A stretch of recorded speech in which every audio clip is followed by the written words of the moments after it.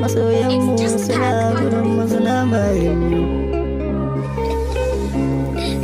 Mai sona ni dai na son ki koyaushe, ki duba ni dan ni dai ina son ki koyaushe. Ke ce ni zaɓa, ke ce zaɓi na, don Allah ki duba ni rayuwata sai da ke. In ba ke na san ni dai zan lalace. Mai kaunata ina son ki koyaushe, kar ki bar ni in lalace.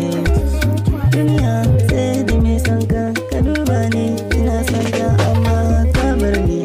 Shin biyarsa saboda me ki bar ni? Ni dai ina nema duba a gare ki ne sona koyaushe, dan na san kina sona.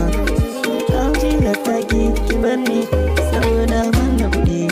Wannan rayuwa ba kyau, ki daure ki dubi Allah dan ki dawo mai aure. Ina son ki, ina son ki mai kaunata, kai ki bar ni na lalace, dan ni dai ina son ki koyaushe. Ni dai ina dubi ki dan ina son ki rayuwata da ke na tsara zan yi koyaushe.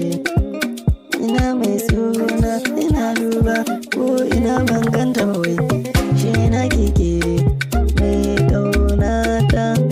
Ina son ki kar ki bar ni na lalace. Duniya ni sai da ke zan iya rayuwa, in babu ke na san za ta lalace a kan kalbina.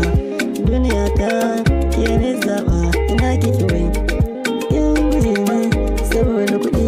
Wannan aiki na Allah ne, shi ke bayarwa shi ke amshewa ga wanda yake so. Dan komai Allah ne, ni dai ina kallon gobe. Baki san yanda Allah zai yi da ni ba wannan tsari. Kar ki bi shi dan ba kyawu, mai suna kar ki bar ni. In kin bar ni na zane, ina zane ki duba ni dan na san ina son ki. Mai kalbina ra'ayina ke ne zaɓa koyaushe, ni da ke nake so ke ne zaɓa.